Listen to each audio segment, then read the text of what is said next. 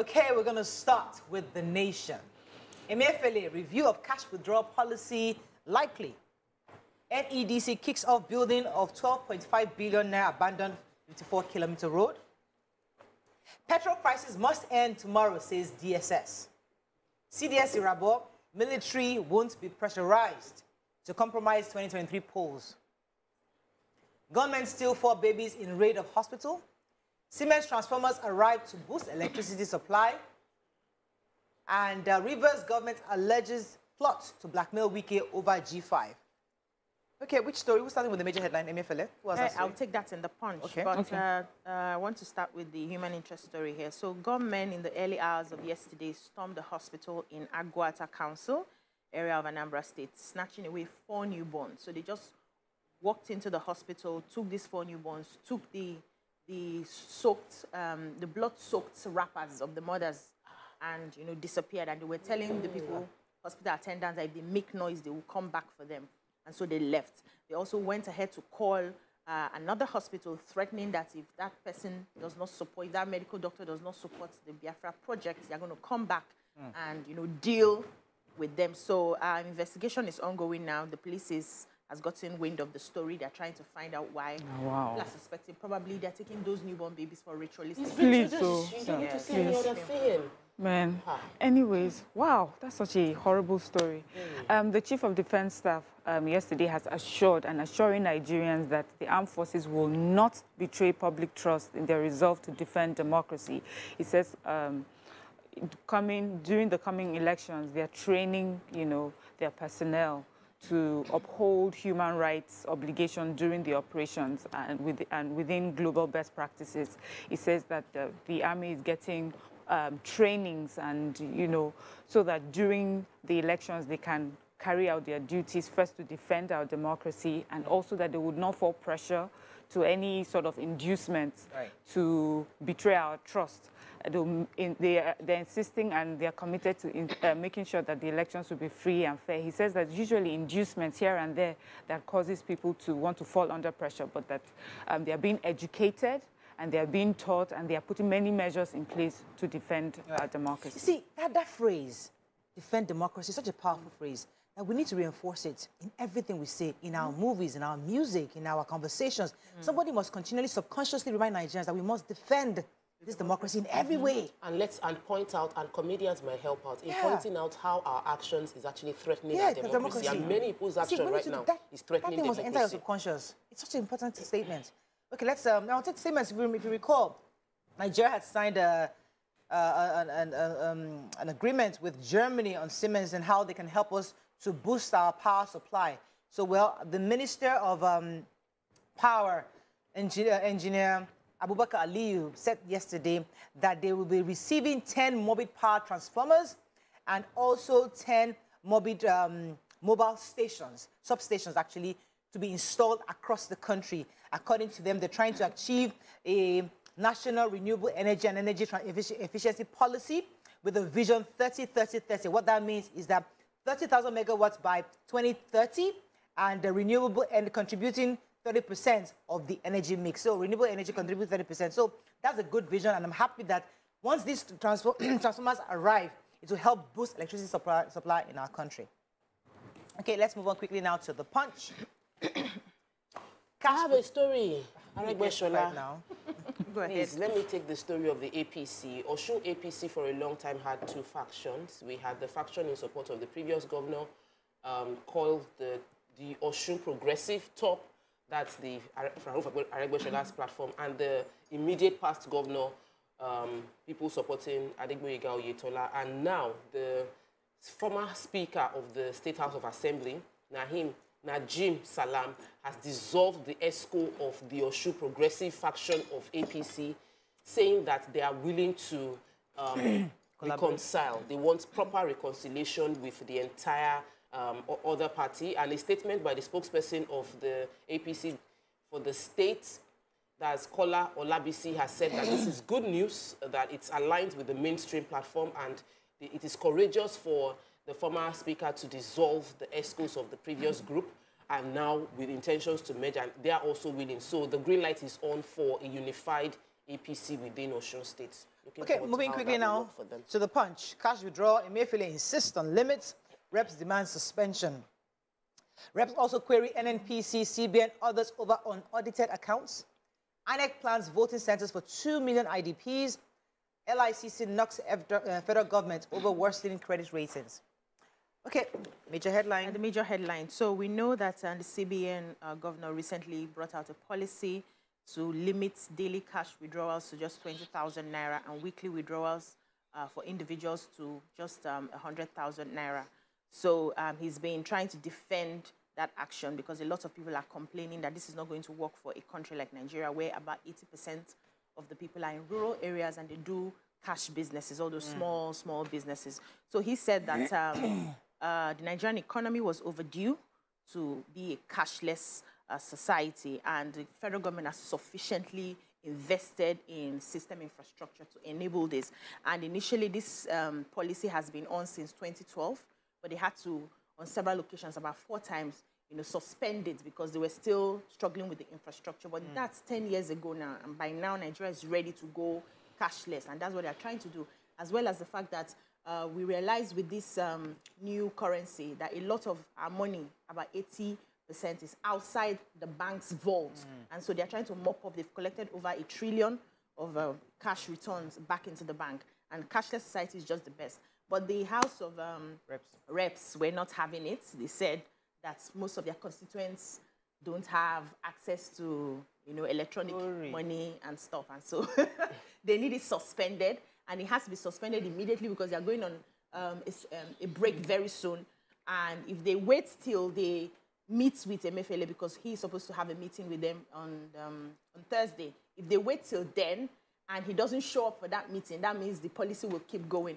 But so far, so good. I've been hearing that in banks, you can't even withdraw more than 100,000. Yes. We're still reviewing Punch, yes. Yes, LCCI, that's the Lagos Chamber of Commerce and Industry, has expressed concerns over Nigeria's deteriorating risk profile. This is because we've gotten some very negative. So Fitch downgraded Nigeria's long-term foreign currency debt issuer default rating from B to B minus. That's a few notches above junk status. Moody's downgrading of Nigeria's risk outlook, and then the Standard & Poor's placement of Nigeria's Euro bonds on the watch list. And the Director General of LCCI issued a statement. She says that the country may be heading towards deeper debt crisis, going by the government's revenue and expenditure framework for 2023. Anyway, just response to the warnings from the global risk rating agencies, it's advising that our budget proposals should de-emphasize debt financing, issuing equity at home and abroad by inviting foreign investors to invest in state-owned companies, government real estate portfolio, and also to emphasize equity financing. So this is just an advice to, the government on how we can improve our debt profile and risk profile. Another way, I think, one of the issues raised, which would also support how the foreign countries see us, is the issue of unaudited accounts. We have many agencies that don't audit their accounts, and the reps have queried NNPC, CBN, amongst others. The House of Representative Committee on Public Accounts has submitted its reports on ministers and departments and agencies of the federal government that did not submit audited reports for 8 years. In the past 8 years, the CBN, the NNPC, now NNPCL, Niger Delta Development Commission, the Revenue Mobilization and Allocation and Fiscal Commission, that's RAMFAC, and NDDC, all haven't submitted their audited reports in a long while. And in the report, they mentioned how the impact, yes, they said 8 years, about 8 years. Wow. The committee said that EFCC is a commission that is issuing warrants of arrest and all of that, and we don't have audited reports from these agencies. None of the outgoing CEO on regular companies would exit a company without proper audits of that company. And so these agencies, they are really the riot act. Let's just see it go beyond just... How do we even get away with it? Get them to really submit their audited reports. Respond to it. Maybe they have a private auditing company. Just tell us something. All right, I was going to take a quick one. The INEC is saying that they're going to set up voting centers for over 2 million IDPs across 23 other states. living in Borno, Zamfara, Benue, Nasarawa, and other 23 states. According to the Ministry of Humanitarian Affairs Disaster Management, they said that it's important to show that these people are also the Nigerians, and because they've been displaced, and I think Governor Otom of Benue also reiterated this recently, that the fact that they're displaced doesn't mean that they're not Nigerians, that they also should be given the right to vote. And so I'm happy that INEC is also considering that and will be providing voting centers for all the internally displaced persons in their various communities. Moving on quickly now to Vanguard. Petrol, DSS orders dealers. Son. Oh, son. Sorry, Mabi. Son, military resisting pressure to compromise election, says CDS.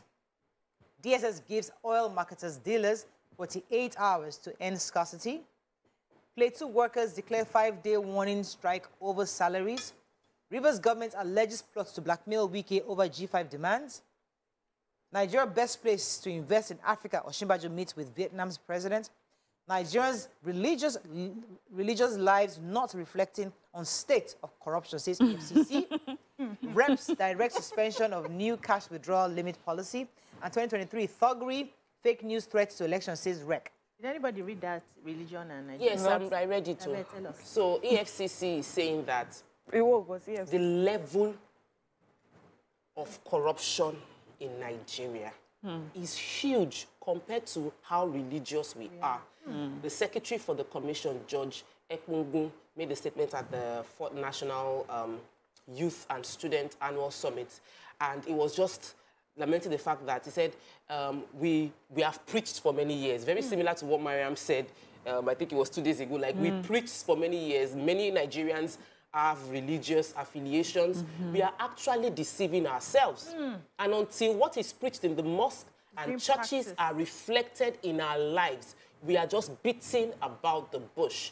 It's important that Nigerians change their attitude towards crime, even as in this is reiterating the campaign towards the young people, and it's just really sad. They said that Nigerians are insincere in our religious exploits. You touch me. You know, I've heard this thing so many times that it doesn't faze me anymore. I'm tired of the talk. We hear it. It's how we're going to fix it. That's how are we going to fix it? Do you know, let me tell you one of the things I think about. I feel like we should just ship everyone out of Nigeria, and then we'll now be bringing in one by one. It's like, how many sins, how many crimes have you committed? You know, because I don't know how we're going to do it. It will take a miracle. But we need to keep pointing it out, because you know sometimes we've gotten so used to pointing it out that now it's not a culture of just talking and condemning and yabbing and we just say and then we go back and exactly. So I'm just it just falls off whenever I hear we'll it. Condemn I'll condemn Mariah's own while I'm doing my own. Mine is different. Yes. So Mariah's own is so bad. Mariah will see my own. We just never see our own. I'm just like, well, okay, let's find another story. So, okay, go ahead. Go ahead. Stakeholders in the petrol distribution chain got a matching order yesterday from the Department of State Services, and that they must end the lingering petrol scarcity in 2 days. And if they fail, appropriate action will be taken against them. So the DSS spokesman, Dr. Peter Afomnanya, was the one who handed this 48-hour ultimatum. He said that the agency had decided to wade into this petrol distribution issue so that Nigerians can come out of it. And he says that we have been buying petrol for 165 to 170 litre. The petrol stations have been selling above 160 to 175 litre, especially at the filling stations owned by Ipman. And so Ipman responded saying that they are not able to get Forex at the official rate. They are sourcing from black market. Meanwhile, Moman, which is the major marketers association of Nigeria, who is their counterpart, is getting official rate. So they will be out of business if they sell 160 to 175. But DSS is saying that we are going to clamp down on any filling station we catch, and this is going to be very, very serious. So I don't know how they are going to help their case. Can they make Forex available for them? Because the NNPC, on the other hand, is saying that they have enough fuel to last us through this Yuli time. They talked about your story yesterday now. Yes. The enough is on the high seas. It's a different matter. So anyway, some good news. Hallelujah. Special Forces of the Nigerian Army. So they have been, launching this consistent offensive against bandits, especially in Giwa local government area of Kaduna State. And the The good news is that 9 bandits have been neutralized. Army talk is, they have finished them. And then cleared some camps. They were able to rescue women and children that had been abducted by these people. And this is something that they are constantly doing. The governor of Kaduna State has praised their consistent efforts, and, we're hoping to see more and more successful feats like this. So well done to the Nigerian Army. Well done to the Nigerian. We have to wrap up. There's no more time for paper review. That's all we can take. When we come back,